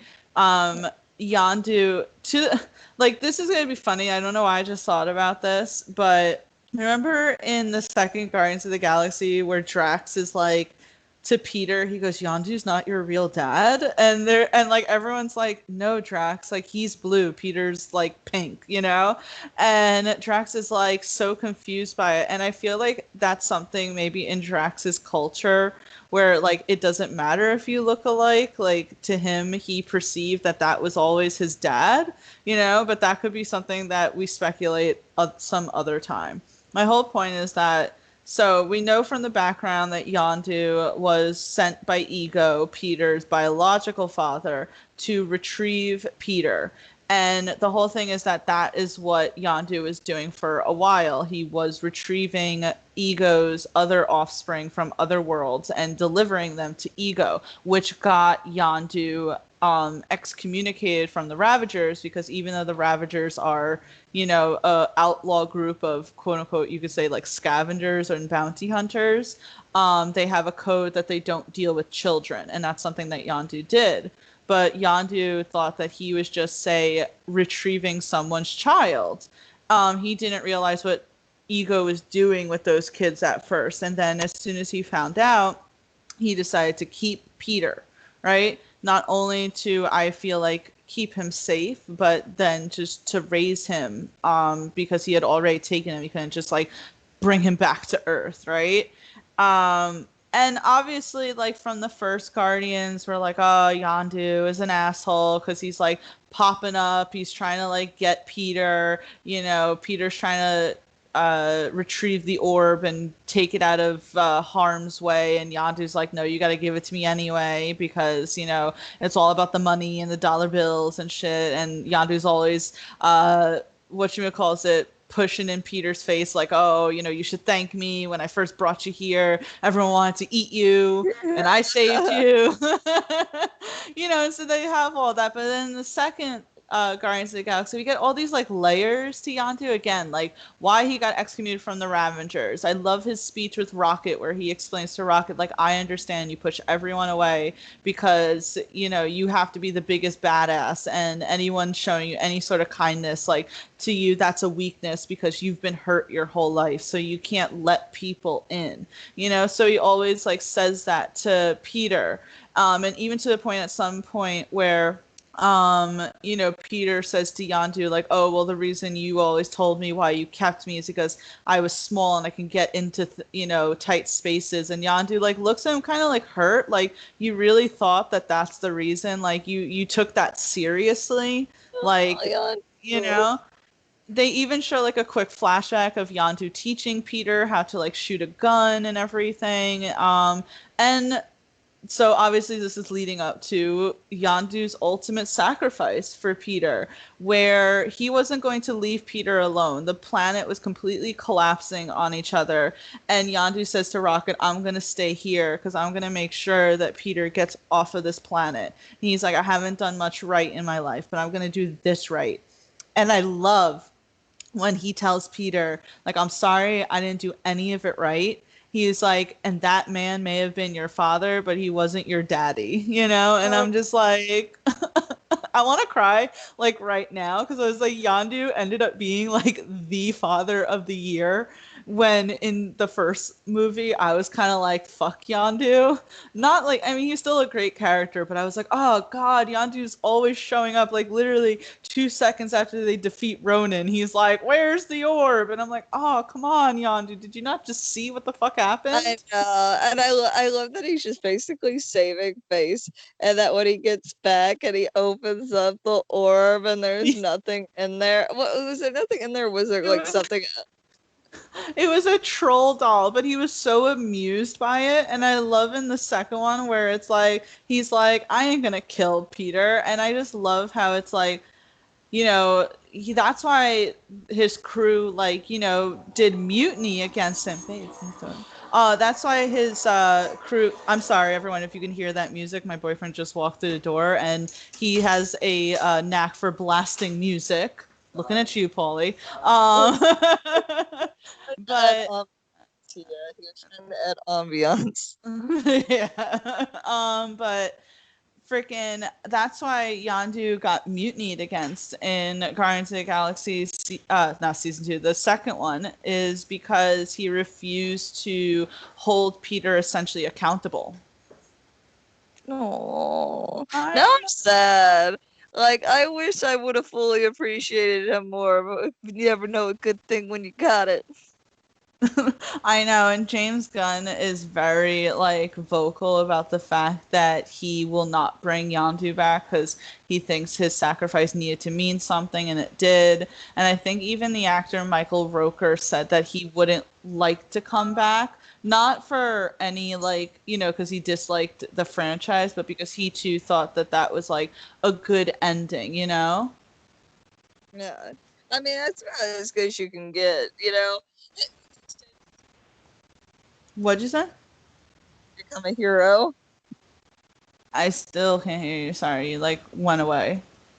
Can you hear me now? Yes. I had a moment where I said hello, Moto, And like one of the younger people at my work looked at me funny because they didn't know because they were 18, and yeah, that's like Oh, you go, oh, Jesus. but I'm 26 now, and I went, hello, Moto, and they were like, what the hell are you talking about? It made me laugh, but um, basically what I was saying was you live long enough you're either born a villain and live long enough to see yourself become a hero, and that's Yondu. That's Yondu. I just love Yondu. He's such a great character. There's so much to like dissect and kind of take away when you really watch the two movies. And I think in the end, and okay, really quick, right? Before we move on, I think that Peter's speech at the end of volume two also really like was powerful and attested to it. Because what did he say? He goes, when I was younger, and I didn't know who my father was, I used to carry around a picture of David Hasselhoff, right? He was like, because I always wanted that to be my father. I always thought that that was, you know, I would tell people that's who my father is. And it's like, and he goes, but I pretty much did have David Hasselhoff because, you know, even though David Hasselhoff had a talking car, Yondu had a flying needle. They both were badass. They both got with hot women, as he says. You know, he was like, he makes like these really good like comparisons, and it's like you pretty much were like, you know, I idolizing who was your father. Well, now I'm depressed. Thanks, Tia. Yeah, so my number three is Yondu. Brittany, what is your number two? I'm gonna go with the best of them all. No, I was joking because we still got the number one to go. But Frank Castle, the Punisher. Oh my God, that was on my list too, but I have a perfect number one. But yes, yes, yes. So we get Frank Castle, and you go, man, why is this dude not they? Or I can't remember how he says it, but it's like he's a one-man killing machine. Like he can take out more people than like a whole freaking team. And you sit there and you go, well, why is Frank Castle doing this? You go, why is he so intent? Like all the bullet wounds he takes, all the like the stabbing, the beating, everything he takes. Why does he do it? Why is he on this mission? Oh, because someone killed his children and his wife. And ever since then, he's been on a mission. And you think is you go, okay, he even admits, when he came back from war and he came back and he felt so bad because he couldn't even read his daughter a bedtime story or play catch with his son or even take his wife to bed. And he's like, I couldn't even drink a beer.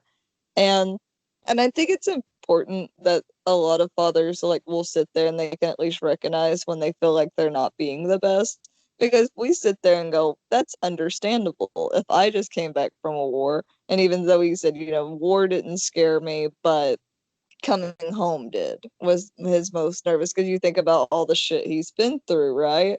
You think about like, and then suddenly he's going to be going back to normal, and but he's going to finally be home, and we can't really blame him for not being able to do all those things the first day that he's home. It's obvious that he's going to need some like rest, but he has such guilt and feels so messed up about it. I think that's an important sign of a good father, to be able to recognize that you don't feel like you're at your best, but you can tell like how much he loves his kids. Like, or like whenever Owen Karen, shows him the picture and he's like, you were in my house. And it's like it's almost like that panic where it's like he almost can't like I don't think he's even been in the house, has he? I don't even think he's been in the house since No, like he hasn't gone back to the house because Karen says that she's like, you haven't been back to your house, like, so he hasn't been there since he was shot in the freaking head. and I find that so wild. I was still sad that like he set that house on fire, but I think it was because he had to move on somehow. Like that catharsis. Yeah. No, I agree. As I said, Frank Castle was going to be on my list as well. I love that scene, by the way, where Karen shows him the picture and he just looks so like, like as if he was just ready in that moment to fucking like I would have been scared if I were Karen, the way he was acting with that, like, you were in my house, because that's so something so personal and so deep that like even he couldn't go back to it, right? And obviously his whole mission in Daredevil season 2 was to exact revenge on the death of his family. And he clearly was very proud of his children. He spoke highly about them, talked about his son playing soldier, his daughter, doing this, doing that, But I also appreciated in, say, The Punisher season 1 and 2, when he admitted that maybe he wasn't the best father, that his experience in war kind of made him a little different, Like, I remember in season 1 where he takes his kids to the Statue of Liberty, and it's like, the daughter says something historical about the Statue of Liberty, and the son says something like, "Oh, well, that's what you do overseas, Dad, right? You go and kill them," and uses a derogatory term for, Middle Eastern people, and Frank doesn't like that, because it's like he's realizing that like what he's doing over there is teaching his son that, and he doesn't. Son so hard. Like he scares the shit out of his kid. Yeah, but it's like, and he realizes that is like not the appropriate, like he had these like non-appropriate answer, like reactions with his son, even explaining that when he saw his son drawing on the walls, he, pinned him to the ground and shit. And I think it's like Frank had an issue with being this sort of like alpha male and having this relationship with his son that kind of was falling into the stereotypical like prototype of, the all-American military father and their son, right? And it's like, but he recognized that, but it's like almost sad because he recognized it, say, too late. So he has that with his children. Obviously, he would give anything to have his freaking children back. But I also want to say is, Brittany, I know that you didn't watch season 2, but he very much takes on this fatherly relationship with the girl Amy. Yeah. And even though I wasn't the biggest fan of her character, she did grow on me, and I did like how Frank treated her, because he like whatchamacallit, he took it upon himself like really quickly to like involve himself in what she was, involved in. He, made it very obvious throughout the season that, that kid means a lot to me. He was like, and I will frickin' defend her to the death. Like, if you're shooting at her, you're shooting at me type thing. But again, still has this like difficulty of how to react, because there's at some point where, because she's young and she's obviously been on the run, and she doesn't have like maybe a realistic grasp of certain things, because again, she's like 15. Like there's one scene where he comes into the trailer because he's keeping her in a trailer to keep her safe from people, and she kind of like springs at him, because to her she's showing him like, oh look, I'm learning, right? But to him, his reflexes are so much, he like literally like flips her over his fucking shoulder and like pins her to the ground, and he's like, don't you ever do that, like what's wrong with you, and to her it's like, and then he realizes like, like I'm my own worst enemy right now because I'm freaking out. But he literally like does everything he can in that season to protect her. And there's this one scene that I really like, because remember in season 2 of Daredevil, he tells, Matt, because even though he's a killer and he calls Matt an altar boy, he also tells Matt, like, once you cross that line, there's no going back. And he almost like looks to save like Matt's soul in that case.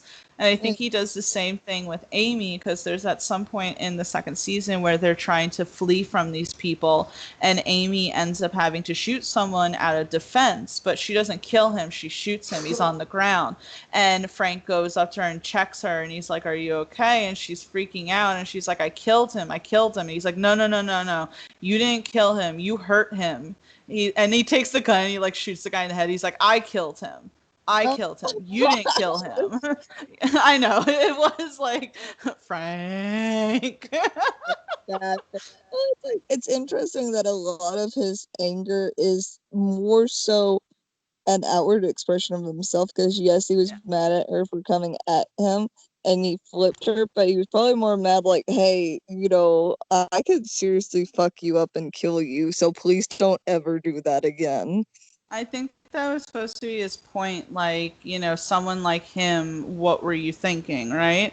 The thing is, like, Amy doesn't really know who Frank is because you would expect a case like that would be so, like, internationally well known, but it happened in New York. It's very, like, honed into New York. Amy's not from New York. He doesn't meet Amy in New York. So to her, she's like, I don't know who the fuck you are. Who the hell is Frank Castle? I don't know who Frank Castle is. Should I know who Frank Castle is? Should I know who this man is? And also in season 1 of The Punisher, remember how quickly he tries to become fatherly to Micro's children. He, is very sweet to the daughter. They put the car light back together. They're he's giving her compliments about, what she's doing under the sink. And the son, kind of like his own relationship with his own son, is a little butting heads, but it comes to such a important moment where at first Frank's like, I'm gonna put the fear in him, with the whole knife thing, and then when the son kind of breaks, huh? I was thinking about that, yes. Yeah, and I forget exactly what happened, but I think the son was almost made an allusion to he didn't want to hurt other people, he wanted to hurt himself. And I think that took Frank, because it's this is a kid and he's feeling these feelings, and that you saw him how his face, at first he was intent on intimidating him, and then suddenly his face, and he just grabbed him and brought him in because he's oh my god. Well, it was because Frank held the knife to his neck and scared him, right? And the kid kept saying to do it because he said he wanted to die. And Yeah, he realized that he couldn't intimidate him because the kid already felt as bad as he could. that's so sad. It's so sad, and I think Frank needed that because I think it put a perspective on his relationship with his actual son. We're just sad people today, Tia. But I do like this though, because to me Yeah, it's he wasn't, say, the perfect father. He didn't have everything, together, but he was a loving father, and I think he grew in his understanding of that, and I think that is what makes that's what makes Frank Castle one of the best dads. I will defend that always. right? Frank Castle apologist. Oh, 100%. Whenever I hear someone oh my god, he did this, he did that, and I'm it was necessary. It was necessary. It was necessary. Nice. Yeah, yeah. But we're down to the last one, Brittany. I feel like we flew and we had a lot of fun here. So we've been doing the best and worst dads in TV and film. Let's go down the list. As I said, 10 through 6 are the worst fathers. So we have Harry Wormwood from Matilda. We have Odin in the MCU, Thanos in the MCU, Darth Vader from Star Wars, and Peter Griffin from Family Guy to round out our worst fathers. And now 5 through 1 is the best. We have Andy Barber from Defending Jacob, Hopper from Stranger Things, Yondu from the MCU, Frank Castle from the MCU. I will still say the MCU, they are canon to me. And number 1 is, let me look at my list. I'm gonna do it.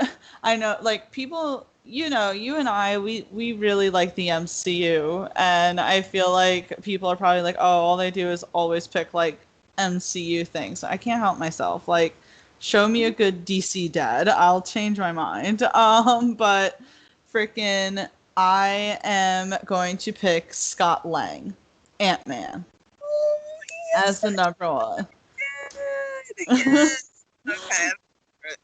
He is literally such a precious father to his daughter, right? In Ant-Man 1, we see how he comes out of jail and, him and his ex are divorced. She's with a new man. He doesn't really even make, like, say, an effort to try and get back with her. He understands, like, they are exes, even though he does say, like, you were the first love of my life.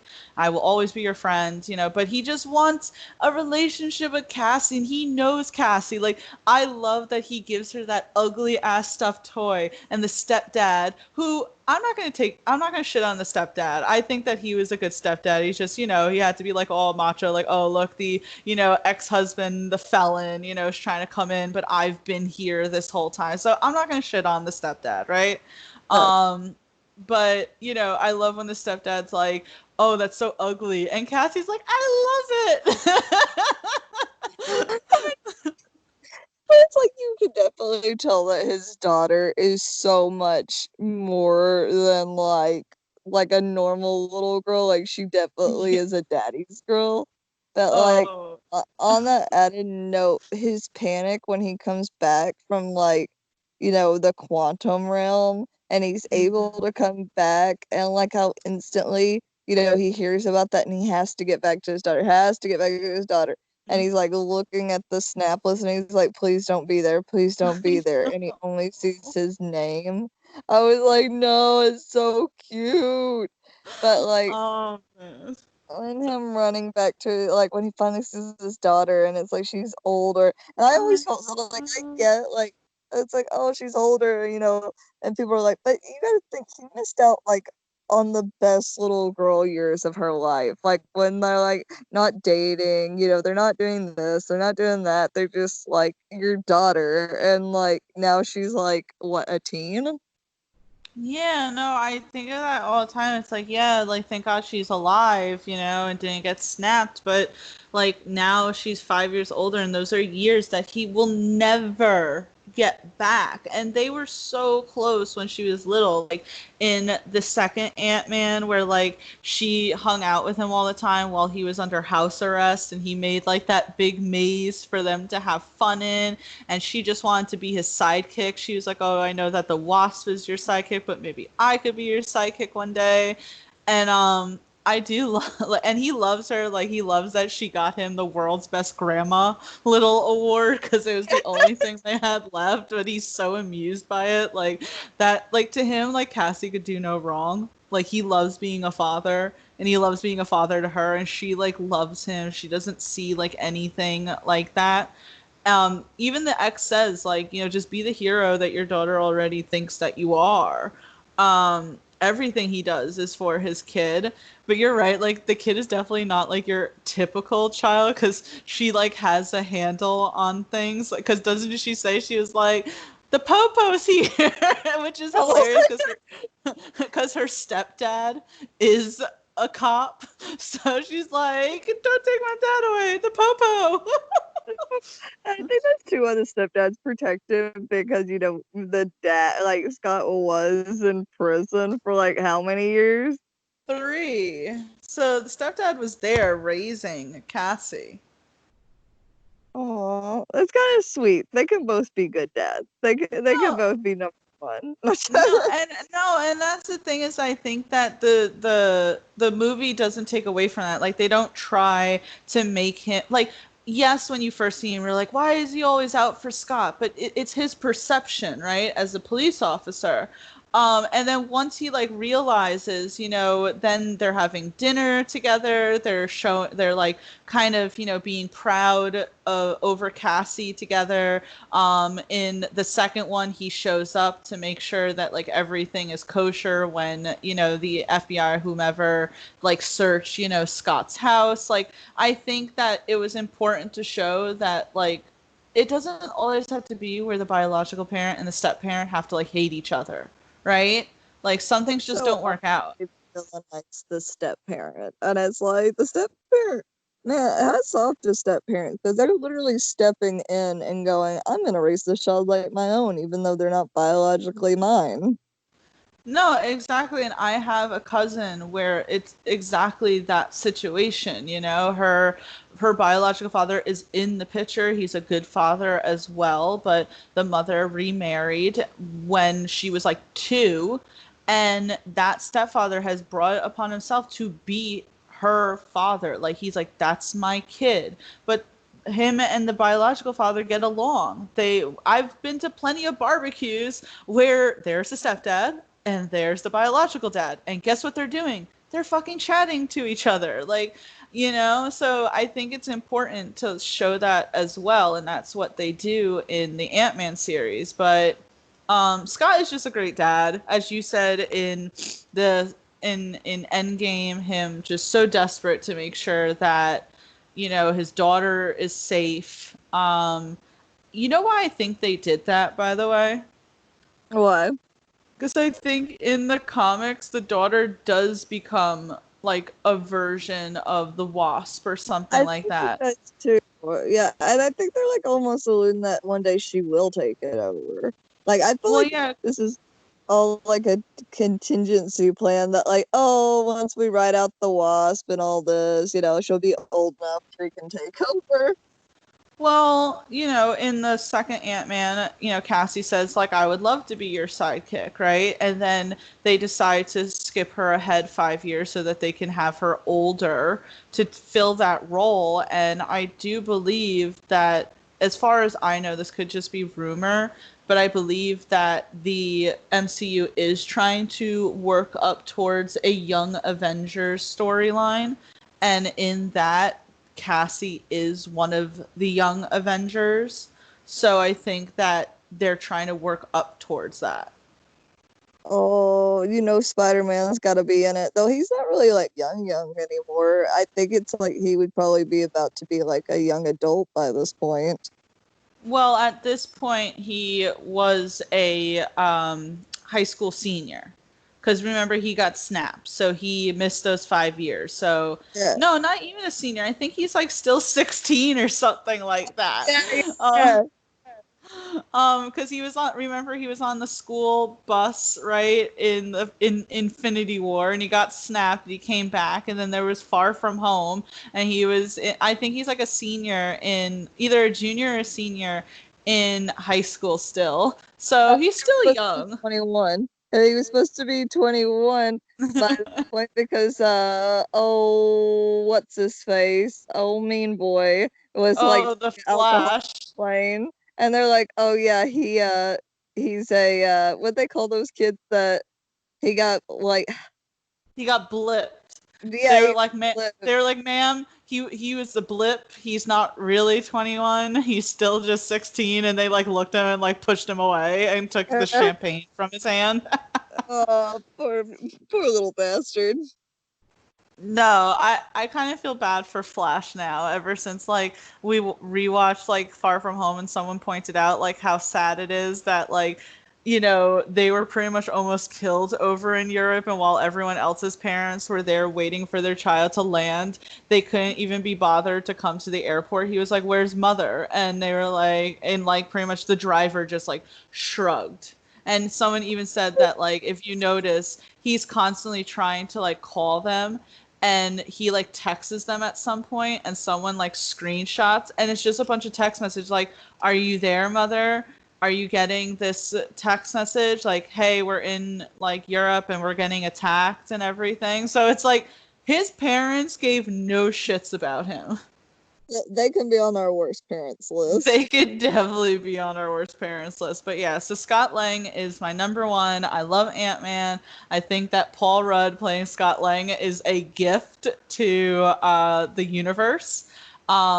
But I think that our list of like the best parents are definitely amazing, because Frank Castle 100% is one of the best fathers.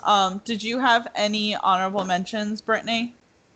Probably Hal from Malcolm in the Middle, because I love Hal, and because he's putting up with all these shithead kids, but he also is he's like Mr. Mom, like he's constantly like the one that's cooking, cleaning, he's definitely cool. He kind of reverses like the family stereotype.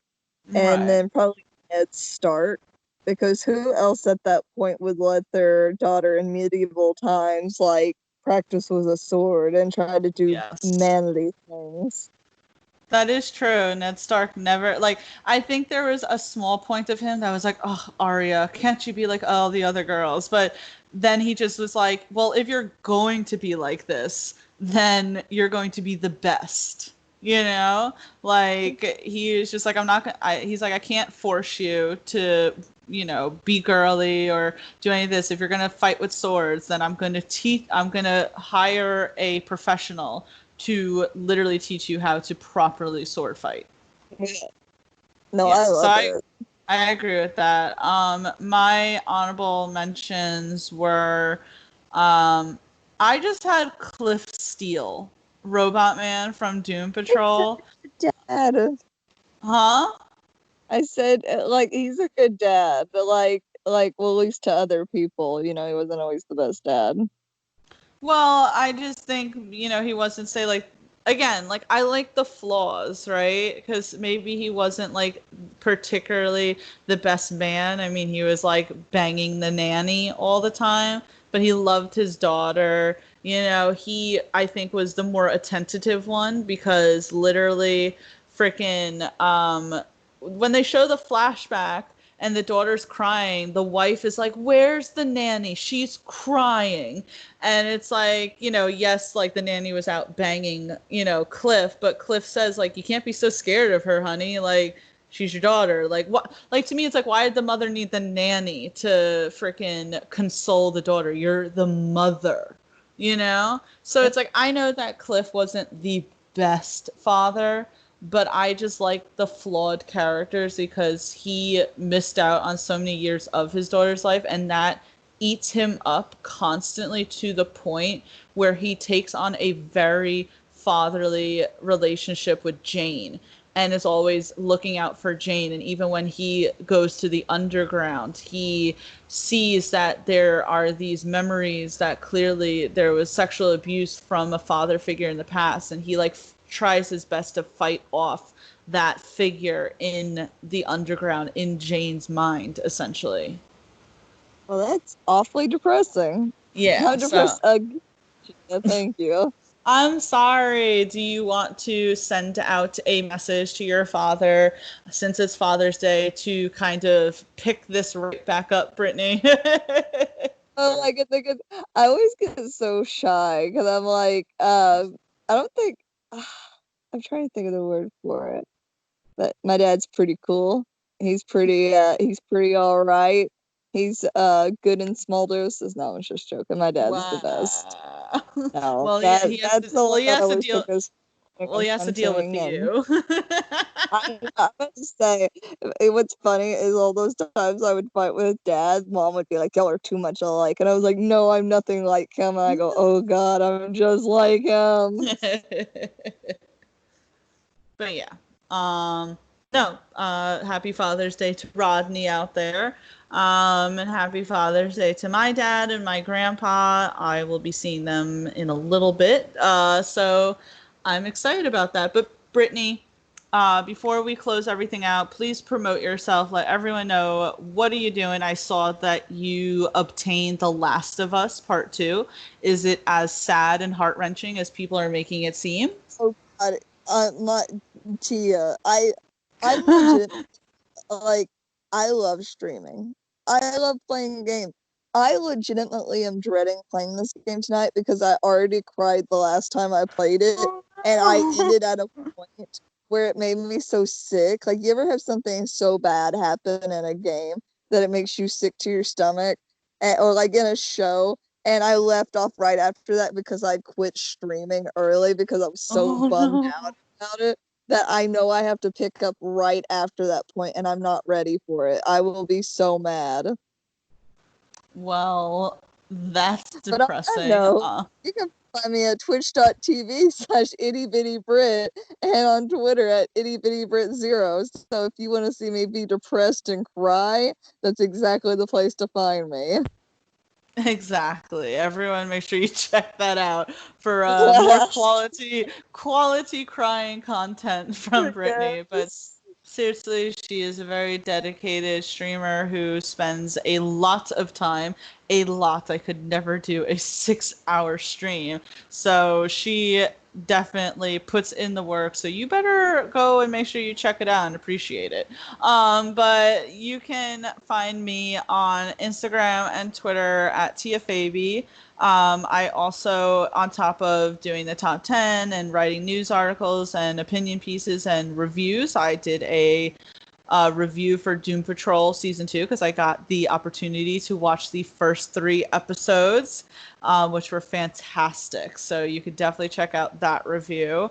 On top of that, I do a few Tea Time with Tia videos on our Geek Vibes podcast page on YouTube. We had a few things this week, such as the trailer for Netflix's upcoming show Cursed and Amazon Prime's upcoming season 2 of Hannah. So I did a review on those trailers. So please make sure you check that out and like and subscribe. We at Geek Vibes Nation, you can find us geekvibesnation.com. We're on Twitter, Instagram, Facebook, Vero, YouTube, everywhere and anywhere that social media exists. We're there. So make sure you check it out. But Brittany, thank you for joining me. I'm so happy that you're back. I can't wait to do this again. Either we'll roll into next weekend and have something even more. I'm gonna say really quick thing. I actually like getting to break it up into 5 of 5. Like maybe if we're doing the best of a movie, maybe we can do the top 5 best scenes and the top 5 worst scenes. Yeah, no, it was a cool format to be able to like break it up so that, it wasn't like as say stressful coming up with say like 5 and 5 and then having to do like extras just in case the other person got it. Like I did like it. I like this format. I've been thinking about it for a while. So I'm glad that we got to test it out on this one. Good test run. Good test run. Good test run. But thank you, Brittany, and happy Father's Day, everyone. Thank y'all. Happy Father's Day. Have a great Sunday. Bye.